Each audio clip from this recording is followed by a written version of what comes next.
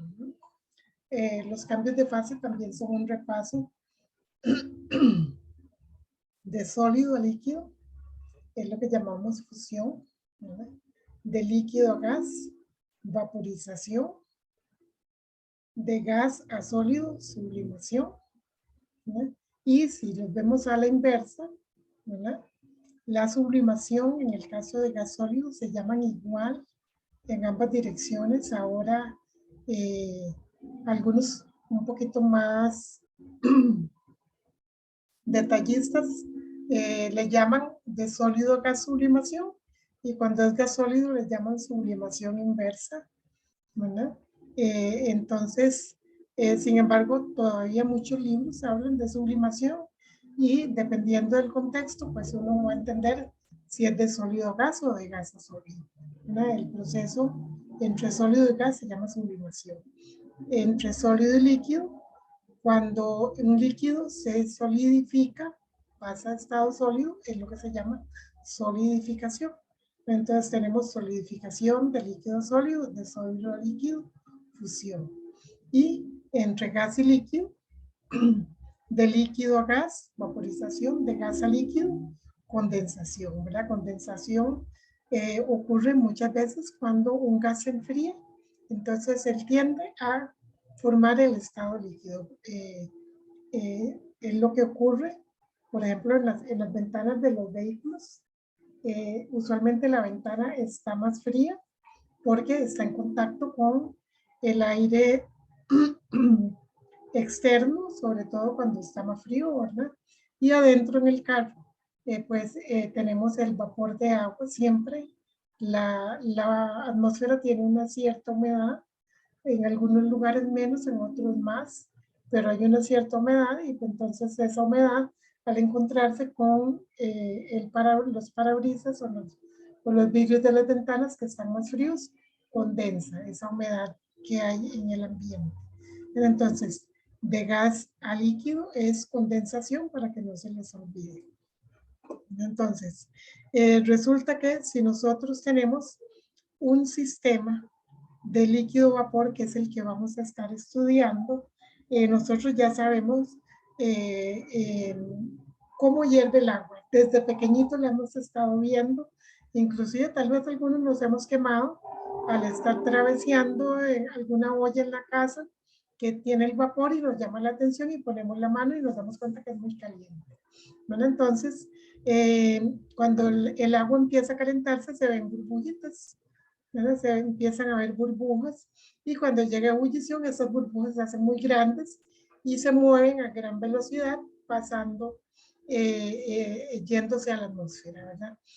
Se hacen grandes y desordenadas. Entonces, la vaporización comenzó mucho antes, desde que empezaron a verse burbujas pequeñas.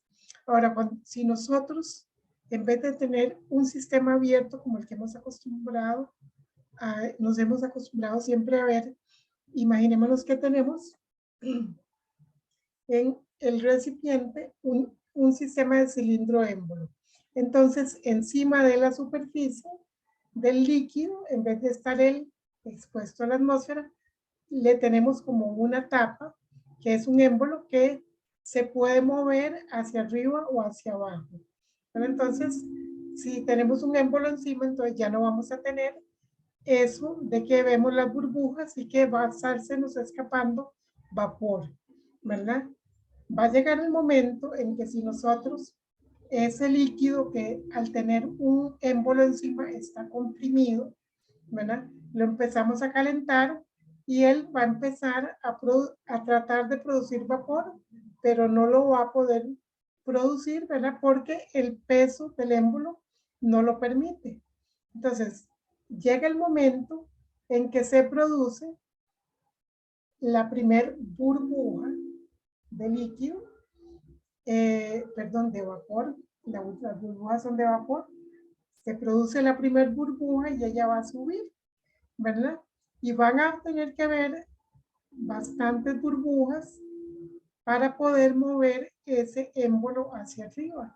Y vamos a suponer que ese émbolo que está encima, como se ve aquí en la figura, va a poder empezarse a mover hacia arriba cuando ese vapor que se va a empezar a formar por nosotros estar calentando, ese triangulito indica que estamos calentando, ¿verdad?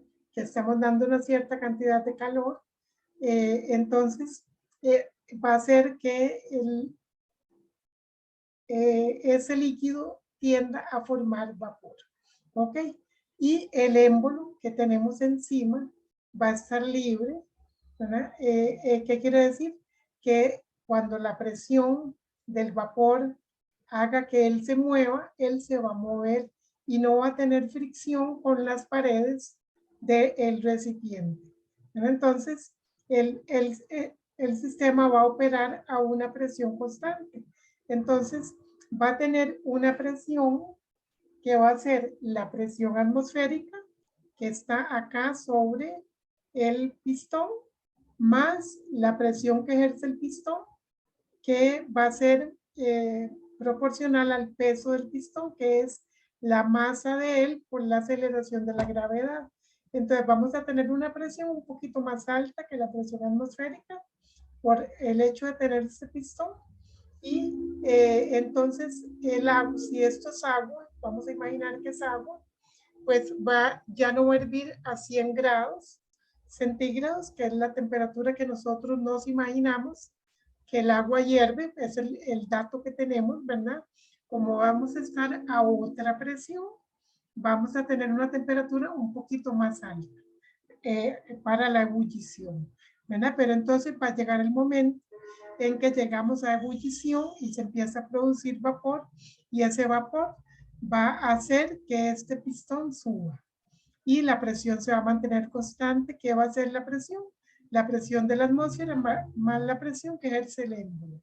Un poquito más alto que la presión atmosférica. Entonces, el émbolo va a empezarse a mover y vamos a dejar de tener líquido comprimido y vamos a tener ya no solo una burbuja, sino un montón de burbujas.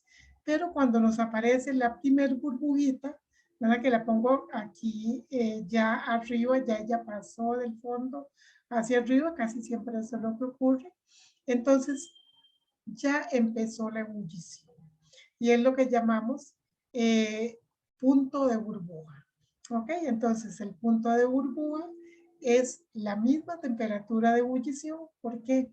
Porque un detalle que nosotros sabemos de la química general es que una vez que una sustancia pura empieza a hervir, la temperatura se mantiene constante hasta que desaparezca todo el líquido, ¿no? Entonces, como tenemos líquido y vapor, entonces ya el punto de burbuja, si medimos la temperatura, es la temperatura de ebullición que tiene el agua a esa presión, que es un poquito más alta que la presión atmosférica, ¿no? Entonces empieza a esa temperatura, pero si nosotros seguimos calentando, va a empezar a producirse muchas burbujas, van a producirse más vapor y ese vapor va a ocupar un volumen dependiendo de cuánto suba ese pistón y cuánto sigamos calentando. Entonces, cada vez va a ir habiendo más vapor y menos líquido, ¿verdad? Fíjense que lo tenemos tapado para que no se nos escape el vapor, como nosotros siempre hemos visto en la casa, ¿verdad? Se calienta y el vapor pues se va. Aquí no lo estamos dejando que se vaya. Entonces, ¿qué tenemos? Es una misma masa que era la masa que tenía el líquido, pero ahora está repartida entre una parte en vapor y una parte líquida. Entonces tenemos una mezcla y decimos que esto está en saturación y la temperatura, como es un poquito más alta que la que nosotros conocemos como punto de ebullición, que es la temperatura a la que cambia de fase el agua o cualquier sustancia pura a la presión atmosférica normal, que es una atmósfera o 760 milímetros de mercurio o 101.3 kilopascales, la temperatura normal, perdón, la presión normal que usamos como estándar, ¿verdad? Sino que un poquito más. Entonces esa temperatura es un poquito más alta y es lo que vamos a llamar una temperatura de saturación a esa presión. ¿Cuál presión? Un poquito más alta que la presión atmosférica. Y esa temperatura se va a mantener aunque nosotros estamos calentando. Entonces, va a absorber una cantidad de calor que no se va a manifestar en un aumento de temperatura, porque es lo que llamamos calor latente de vaporización, en este caso para el agua. Bueno, entonces hay un calor latente que vamos a tener que darle al agua para que ella cambie completamente de fase. Ahora, mientras tenemos este equilibrio, vamos a tener una cantidad de líquido y de vapor que van a estar cambiando. Siempre en la misma sustancia es agua, solo que vamos a tener dos fases. ¿Ok? Entonces vamos a ir paulatinamente perdiendo una cantidad de líquido y teniendo más vapor. ¿Ok? Ahora, una característica es que el vapor es mucho más liviano que el líquido. El líquido pesa mucho, el vapor es muy liviano. ¿Ok? Ok, ya hablamos del calor latente de vaporización y que la temperatura a la que ocurre la vaporización ya no le vamos a llamar temperatura de ebullición, sino le vamos a llamar temperatura de saturación. Y entonces, el líquido que está presente a la temperatura de saturación, el líquido saturado, y el vapor es vapor saturado. Entonces vamos a devolvernos a esta. Esto es vapor saturado, esto es líquido saturado. Los dos están a la misma temperatura porque la temperatura es constante y aunque seguimos calentando y hay más vapor y menos líquido, siempre vamos a estar a la misma temperatura. Y esto es vapor saturado y esto es líquido saturado. ¿Ok? Igual es líquido saturado acá cuando estábamos en el punto de burbuja en el que tenemos una cantidad mínima de vapor, apenas una burbujita, ahí tenemos líquido saturado. ¿Verdad? Luego vamos a tener cada vez menos líquido saturado, cada vez más vapor saturado, hasta que vamos a llegar en un momento en que tenemos la última gotita de líquido. Y cuando tengamos la última gotita de líquido, todavía estamos a la misma temperatura. Eso va a ser el punto de rocío, que es que tenemos la última gotita de líquido. ¿Por qué se llama punto de rocío? Comparando con ese rocío que encontramos en las plantas en las mañanas, en el zacate, ¿verdad? Que es una gotita de agua que viene de la condensación por haber bajado la temperatura en la noche. Entonces, esa humedad del ambiente encuentra algo, un recipiente que serían las hojas que tienen rocío, el rocío de la mañana. ¿Verdad? Entonces, comparando con ese proceso, ¿verdad? Se llama punto de rocío cuando tenemos la última gotita de líquido.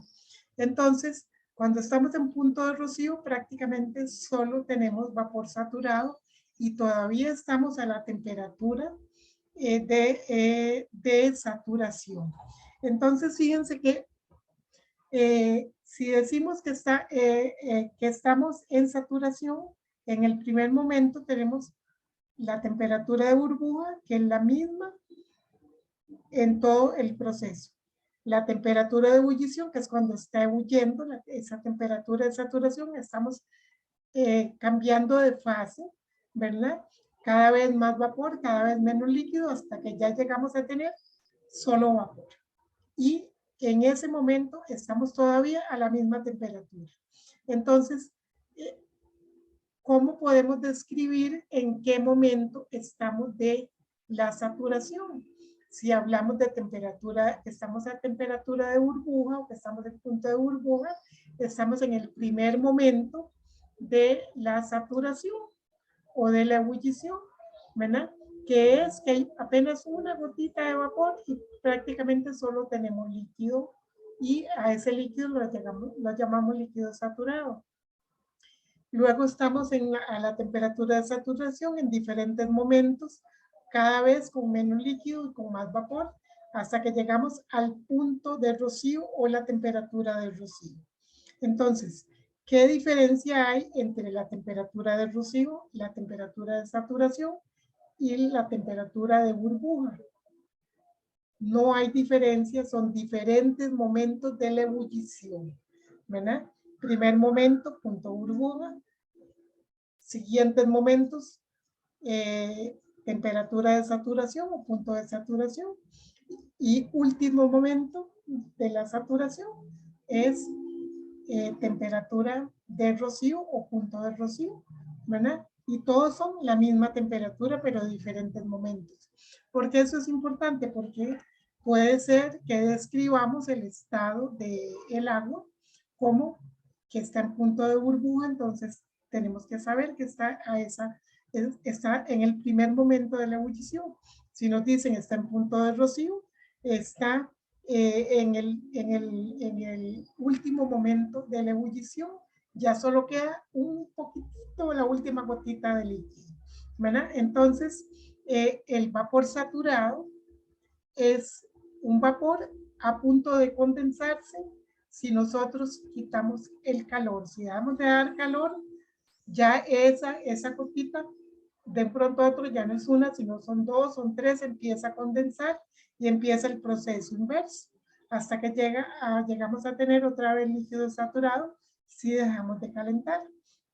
Ahora, ¿qué pasa si seguimos calentando?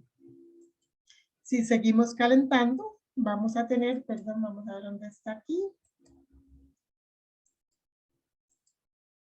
Vamos a tener vapor sobrecalentado. Entonces, seguimos calentando y ahora solo vamos a tener vapor y él va a seguir aumentando la temperatura. Entonces, fíjense que podemos, si viéramos un gráfico temperatura-volumen, ¿verdad? Y fuera agua, entonces tendríamos un líquido comprimido que está aumentando su temperatura y aumentando el volumen, ¿verdad? Porque a medida que aumenta la temperatura, la densidad va aumentando. Es muy poquito, pero va aumentando, ¿verdad? Va aumentando el volumen porque las moléculas se van separando. Entonces, tenemos un aumento de volumen pequeño, ¿verdad? Y un aumento de temperatura. Cuando llegamos a la temperatura de saturación, ven que está un poquito más allá de los 100. Este diagrama es para el agua. Entonces, tenemos en el primer momento líquido saturado, pero la temperatura se nos mantiene constante. ¿Ven? Se nos mantiene constante mientras tengamos, y mientras estemos en saturación, mientras tengamos equilibrio líquido-vapor. Y cuando ya tenemos la última gotita de líquido, que estamos en el punto de rocío, todavía estamos a la misma temperatura. Si nosotros tenemos el sistema cerrado, ese vapor se nos va a seguir calentando y la temperatura va a cambiar si nosotros seguimos agregando calor. ¿Ok? Entonces, en esta parte le decimos que está absorbiendo calor sensible y esta parte también, calor sensible, ¿qué quiere decir? Que la sustancia es sensible al calor y aumenta la temperatura. En esta parte es calor latente porque absorbe calor, pero no aumenta la temperatura. Eso ya lo conocemos, ¿verdad? Entonces, fíjense que tenemos ese diagrama temperatura-volumen. Ahora, cuando me voy a devolver un segundito, porque ¿cómo hacemos para saber, voy a devolverme aquí un segundito, en qué momento de la ebullición estamos, en qué momento de la saturación? Porque va a ir habiendo cada vez menos líquido, ¿verdad? Y cada vez más vapor. Entonces hay una propiedad que llamamos calidad, ¿verdad? Que es la relación entre la masa de vapor y la masa total, que es la suma de la masa de líquido más la masa de vapor. Entonces vamos a tener una propiedad que se llama calidad, que va a siempre estar entre 0 y 1.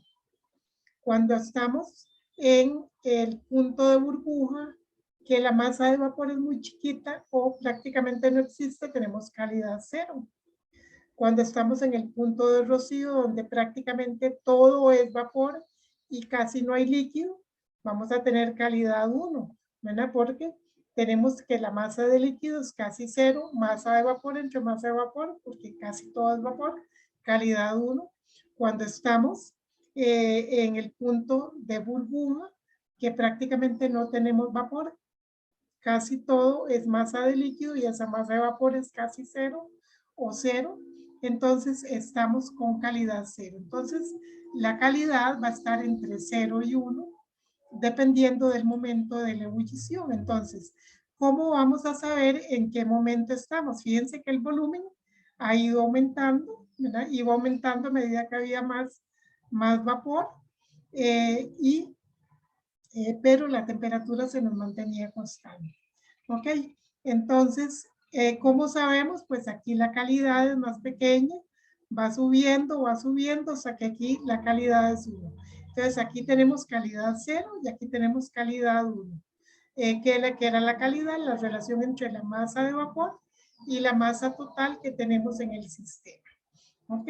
Voy a cambiar un segundito de cámara para hablar qué pasaría si repetimos ese experimento. Voy a devolverme acá, poniendo aquí encima un peso. ¿Verdad? Entonces, ¿qué pasa si ponemos un peso encima del émbolo?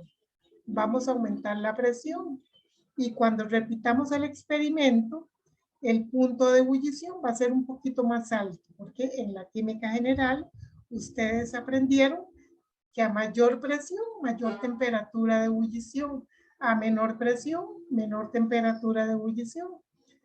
La temperatura de ebullición que nos reportan siempre es al nivel del mar, que es donde la presión es una atmósfera.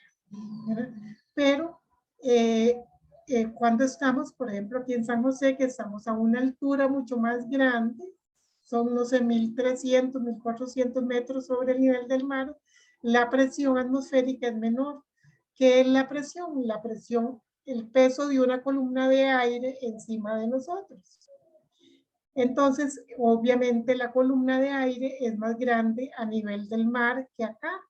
Entonces, aquí en estas alturas tenemos menos presión. Y por eso, cuando se hace el experimento para ver la temperatura de ebullición del agua, usualmente no llegamos a 100 grados. Tenemos alrededor de 96, 97 grados centígrados para la temperatura de ebullición del agua en lugar de las 100 que tenemos en mente. ¿Por qué? Porque aquí la presión es más baja.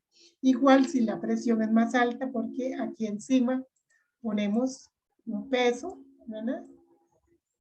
Ponemos un peso.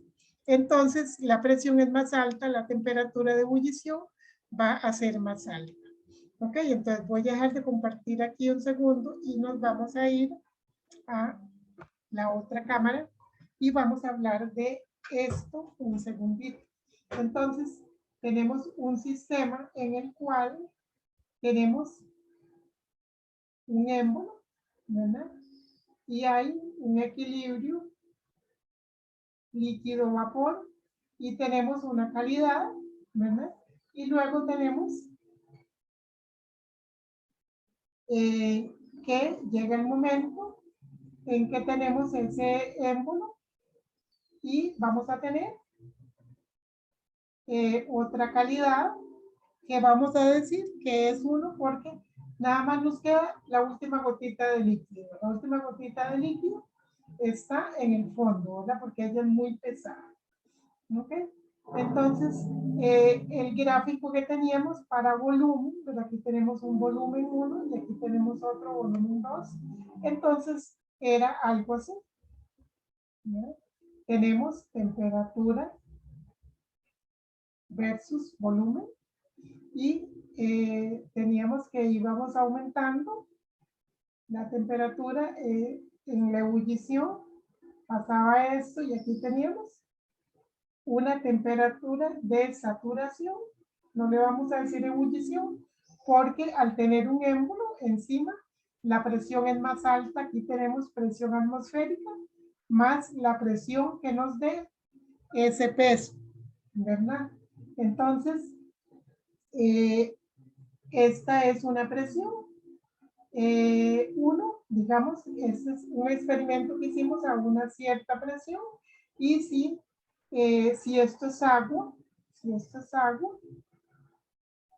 y nosotros no tuviéramos ese émbolo, entonces lo que pasaría es que si aquí la presión atmosférica es una atmósfera, aquí hubiéramos tenido 100 grados centígrados. ¿Ok? La presión, perdón, la temperatura a la cual el agua nos hierve, que nosotros sabemos. Pero al aumentar la presión, pues entonces vamos a tener una temperatura más alta. Entonces, imagínense que le ponemos un peso a ese émbolo encima, entonces vamos a tener una presión más alta, repetimos el experimento, tenemos una presión 2, vamos a tener una temperatura de ebullición, vamos a decir que este es 1, este es T2, vamos a tener otra temperatura de ebullición, y el comportamiento es el mismo, solo que el mismo que era lo mismo, que empezamos con un líquido, ¿verdad? Que tiene encima un émbolo, que lo calentamos, ¿verdad? Luego llega a temperatura de ebullición, a temperatura de burbuja se produce la primera burbuja y empezamos a tener calidad hasta que al seguir calentando tenemos el punto de rocío y si seguimos calentando pues vamos a tener más aumentos de volumen, ¿verdad? Más aumentos de volumen y solo vapor, ¿verdad? Entonces, ¿qué es lo que estamos aprendiendo? Tenemos términos como líquido comprimido, por ahí decía, algunos autores le llaman líquido subenfriado, ¿verdad? También nosotros le vamos a llamar líquido comprimido, es el que está con una temperatura menor que la temperatura de saturación. Vamos a tener líquido saturado,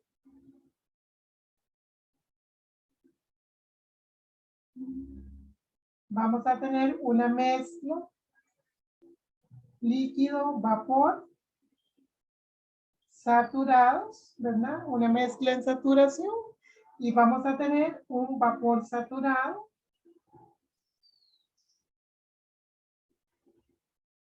Todo esto ocurriendo a una temperatura que es la temperatura de saturación. ¿Ok? A la presión que tengamos, ¿verdad?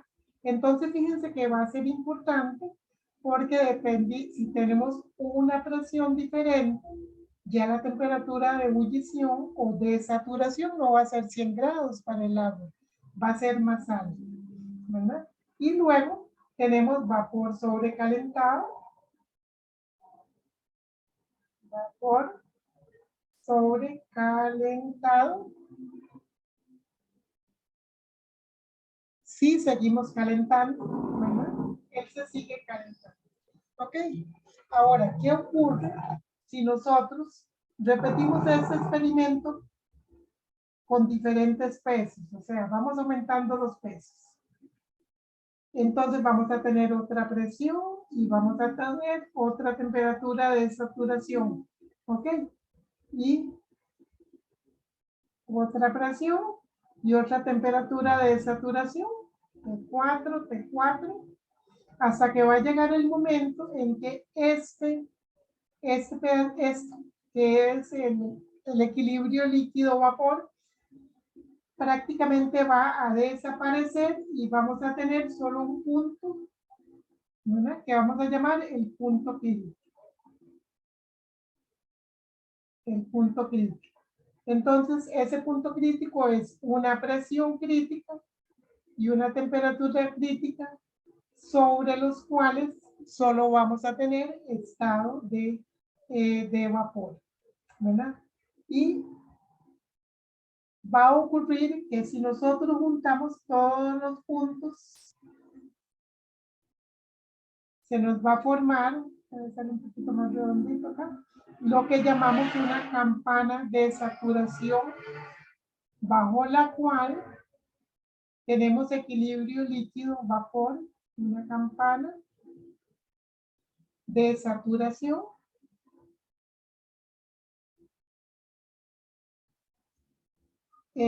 bajo la cual vamos a tener siempre equilibrio líquido-vapor. A la izquierda vamos a tener líquido comprimido. A la derecha vamos a tener vapor sobrecalentado. Todo esto va a ser vapor sobrecalentado. Y aquí adentro un equilibrio líquido-vapor con alguna calidad, dependiendo del momento en que estemos de la ebullición. Entonces, las propiedades de las sustancias han sido tabuladas. Por eso es que quería que viéramos las diferentes sustancias, ¿verdad? Las diferentes tablas que tenemos ahí. Entonces, ¿qué pasa? Que si nosotros estamos a una presión que no es una atmósfera en un equipo ahí en la planta, pues entonces la temperatura de ebullición del agua va a ser otra, ¿verdad? Y si estamos si tenemos una temperatura de saturación, la presión no va a ser una atmósfera, sino que va a ser la presión de saturación que corresponde.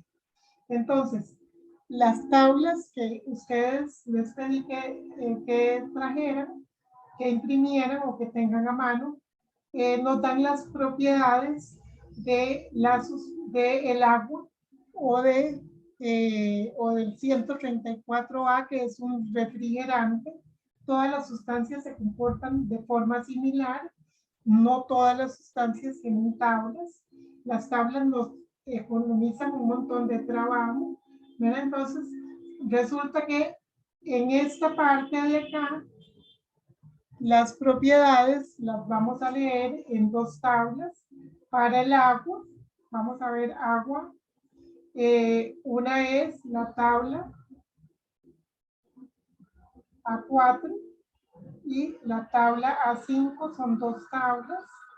La tabla A4 es una tabla de temperaturas y la tabla A5 es una tabla de presiones. Y entonces, si tenemos el dato de presión, usamos la tabla A5. Si tenemos dato de temperatura, usamos la tabla A4. Pero van a funcionar solo debajo de esa campana de saturación, que ya ustedes saben cómo la podemos encontrar. Los científicos han encontrado, y entonces toda esta curva de acá es una curva de líquido saturado a diferentes temperaturas y presiones. Todo este lado de acá, a la derecha del punto crítico, son puntos de vapor saturado a diferentes temperaturas y presiones. Y de este lado tendríamos líquido comprimido, que sería nada más una propiedad de líquido. De este lado tenemos vapor sobrecalentado, que es una propiedad de vapores, ¿verdad? Entonces el vapor sobrecalentado lo vamos a ver en la tabla A6 para el agua, y el líquido comprimido es la tabla A7 para el agua. Entonces, propiedades de las sustancias vamos a poderlas ver en las diferentes tablas dependiendo de dónde estemos. Ahora, ¿cómo sabemos cuál tabla usar? Entonces, dependiendo de las propiedades que tengamos, ¿qué propiedades tenemos nosotros? Hace un rato vimos que podemos tener presión, temperatura, porque los equipos nos permiten eso, y podemos tener densidad o volumen específico, porque se calcula a partir de masa y volumen, que también son equipos que nosotros siempre tenemos disponibles, que podemos tener fácilmente disponibles, ¿verdad? Entonces, dependiendo de las propiedades que tengamos, presión, temperatura, volumen específico, pues vamos a poder saber si usamos esta tabla o esta. Entonces vamos a ver esas tablas. Voy a compartirles, voy a cambiar Vamos a quitar la cámara y vamos a ver las tablas que usualmente se llaman tablas de vapor, pero no necesariamente son de vapor. Ven que también pueden tener líquido saturado. Entonces, déjenme buscar la pantalla completa.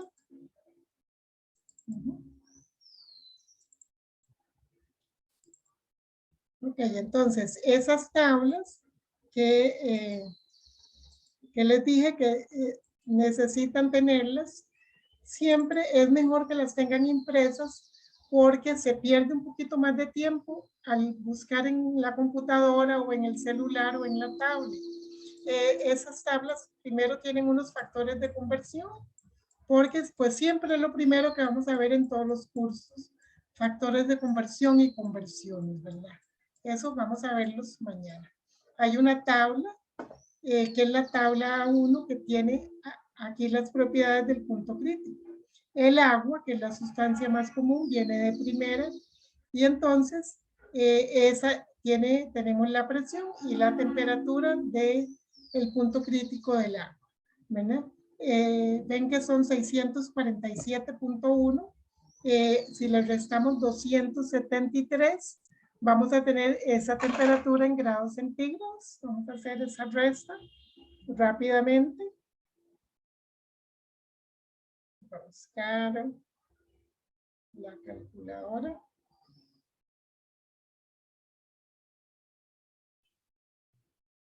Ok, 647.1 menos 273. Tenemos 374. Entonces son 374 grados centígrados. Es el punto crítico del agua. Entonces, para el agua, esa temperatura del punto crítico serían 374 grados. Entonces, vamos a cambiar acá. Esta temperatura para el agua acá serían 374 grados. ¿Ok? Y la presión, 22 megapascales. La presión normal anda alrededor de 100 kilopascales. Entonces, 22 megapascales es multiplicar por 1000 este valor. Estos son 22,000 kilopascales. Entonces, es una presión muy, muy alta, el punto crítico del agua. Y ustedes ven que hay diferentes sustancias con propiedades del punto crítico, ¿verdad? En el caso del aire, el punto crítico, ven, es muy baja la presión y la temperatura. Por eso nosotros, en el caso del aire, siempre estamos acá muy por encima de lo que es esta campana de saturación. Es más, esa campana de saturación del aire nunca la usamos, porque no existe. Prácticamente, o sea, las condiciones a las cuales el aire pudiera estar en estado líquido y cambiar de fase son muy extremas, y tendremos que tener equipos muy especializados para poder tenerlos. Entonces, el aire siempre es vapor, siempre está en estado gaseoso. Y entonces esa es la diferencia entre un vapor y un gas, ¿verdad?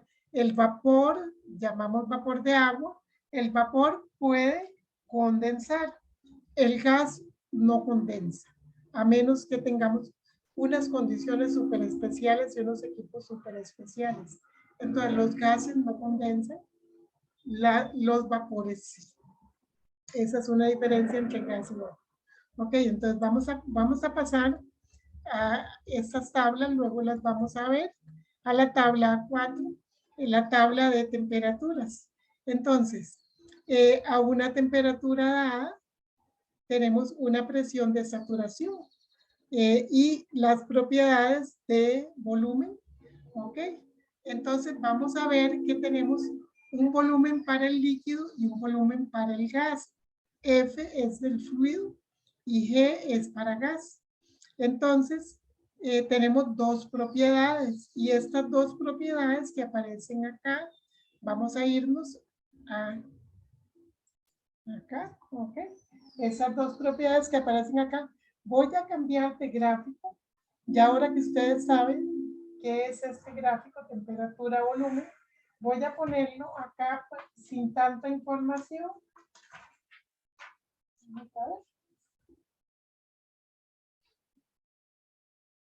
Temperatura.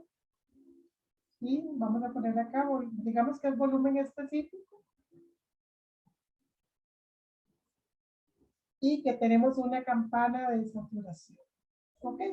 En la que ya sabemos que acá tenemos el punto y estamos hablando de A. ¿Ok? Entonces, si nosotros tenemos una línea, y acuérdense que esta línea es de presión constante, esta línea se llama una isóbara. La isóbara es una línea de presión constante. Es una línea a P constante en un diagrama termodinámico. Esto es lo que llamamos un diagrama termodinámico. Hay varios que vamos a estudiar dentro de la próxima semana probablemente, porque vamos aquí más rápido. ¿Okay? Entonces, una línea de presión constante es una isóbara. Entonces, la temperatura que tenemos acá es la temperatura de saturación a esta presión.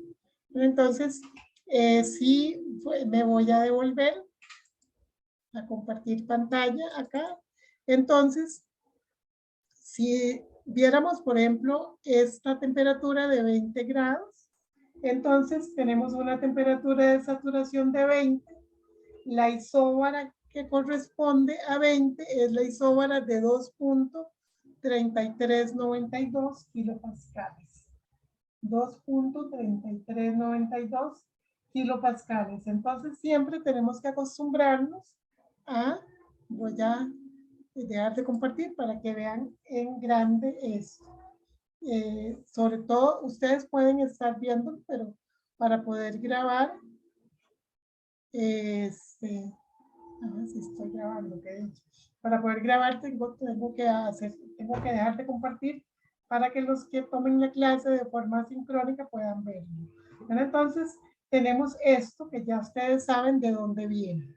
Entonces, resulta que si esto es volumen específico, esto de acá, esto es lo que se llama VF y esto es VG.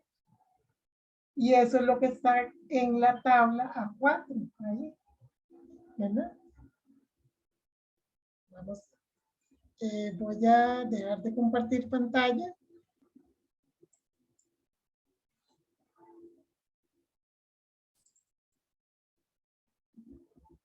Compartir, ok. Y al revés, estoy compartiendo pantalla. Entonces, a esos 20 grados, ya vimos dónde va el 2.33.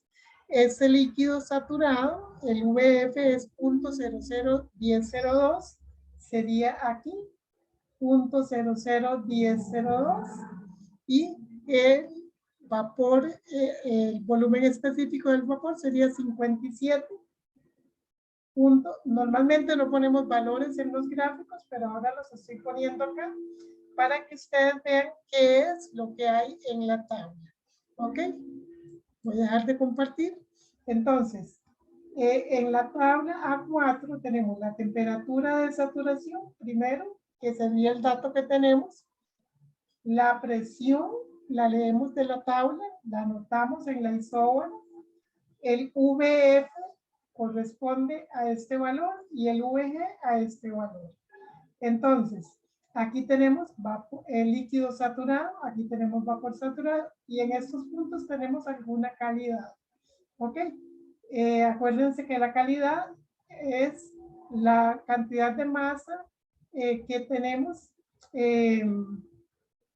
de vapor respecto a la masa total que tengamos en el sistema. ¿Ok? Lo otro es que si nos vamos a la tabla, vamos a irnos a la tabla A5, ¿verdad? Que es la tabla de presiones. Ustedes ven que aquí tenemos tabla 4 y vean que ella llega más o menos hasta los 374, que es el punto crítico, ¿verdad? Grados centígrados. Entonces, de ahí en adelante vamos a tener vapor sobrecalentado siempre. Entonces, hasta acá, que es la temperatura crítica, tenemos datos para el agua. ¿Ok? Nos venimos a la tabla A5. ¿Verdad? Y la tabla A5 es la tabla de presiones. La tabla de presiones la usamos cuando tenemos datos de presiones. Entonces, ¿qué significa esta tabla de presiones? Vamos a hablar de volumen específico porque hoy hemos hablado de esa propiedad, ¿verdad? Del volumen. Estas todavía no las hemos mencionado. Entonces, si nosotros tenemos una presión de 100 kilopascales, que es muy parecida a la presión atmosférica a la que nosotros vivimos. Entonces, y se me ocurrió tomar esta isóbara de ejemplo. Entonces, la isóbara de 100 kilopascales, ¿verdad? Fíjense que voy a poner acá para que se vea qué es lo que tenemos, de 100 kilopascales. Acá en el gráfico tendría que estar por encima de esta porque estas son solo 2 kilopascales. Entonces, tendríamos una isóbara por acá. Esto es apenas un croquis y le ponemos 100 kilopascales. ¿Okay? Esa sería la isóbara de 100 kilopascales. ¿Cuál es la temperatura de saturación? La temperatura de ebullición a 100 kilopascales es 99.61. Entonces, vamos a apuntar acá 99.61. El ejemplo. Entonces, voy a dejar de compartir un segundo para que vean, ¿verdad? Entonces, en la tabla A5 vimos que a la presión de 100 kilopascales, aquí tenemos la isóbara, está más arriba que esta, porque es más alto, entonces siempre vamos hacia arriba. Cada vez la isóbara va a tener una presión más alta. ¿Ok? Y nos venimos y también vamos a tener el VF, vamos a tener el VG en esta tabla y la temperatura de saturación que es 99.61. Entonces, ¿cuál tabla usamos? Dependiendo de qué, si tenemos un dato de presión, usamos la tabla A5. Si tenemos un dato de temperatura, usamos la tabla A4. ¿Ok?